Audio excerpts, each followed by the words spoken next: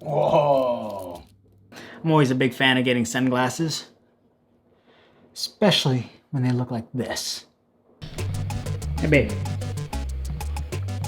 What do you think?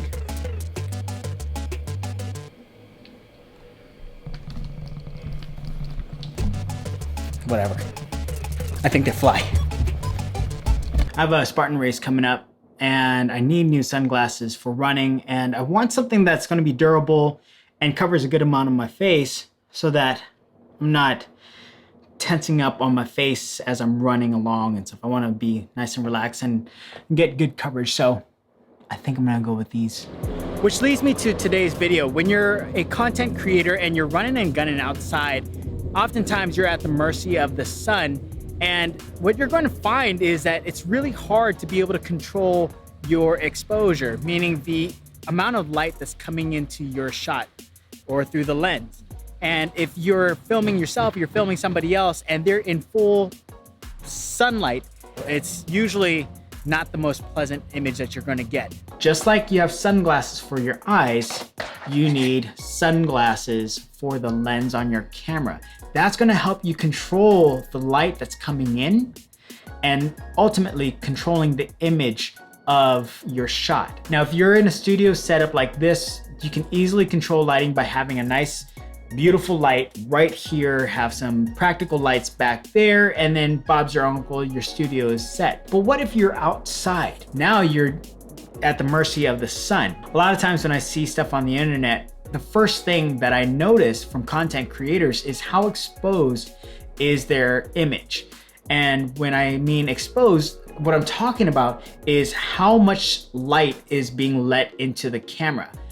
If you're standing in direct sunlight and your subject is standing in direct sunlight, a lot of times the shot is just overly exposed and there's just too much light, and it's almost offensive to the eyes.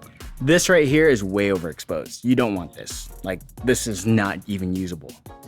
And then there are times when they're in shade and it's almost too much shade that it's underexposed. So being underexposed is when there's not enough light hitting your subject or your lens.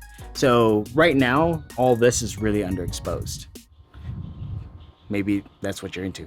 You want to have something called variable NDs, or variable neutral density filters. So by putting something like that, it darkens the image just like a sunglass, and it'll help control the amount of light that's coming in. If you're out in super bright sunlight, you can actually darken the lens even further. So I'm a big fan of these Peter McKinnon variable NDs. You get really good lighting control. The coloring on this is really good. It's pretty neutral. And then also it has a diffusion on it, so it softens the image even more. So you get that really cool, nice cinematic look to them, where digital cameras like today, they're overly sharp. So having something like this really adds some character to your image. The day is breaking softly and the night is glowing true. I feel a million eyes,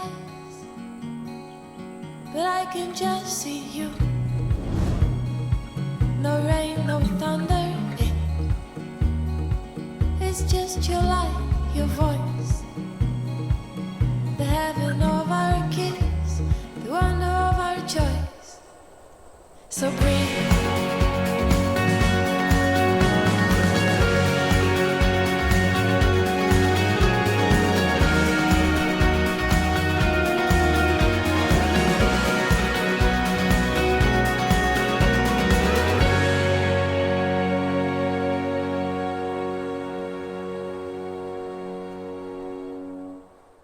In summary, when you're running and gunning and you're shooting in broad daylight, do yourself a favor and get yourself some variable NDs. You'll really improve your image and your audience will thank you for it.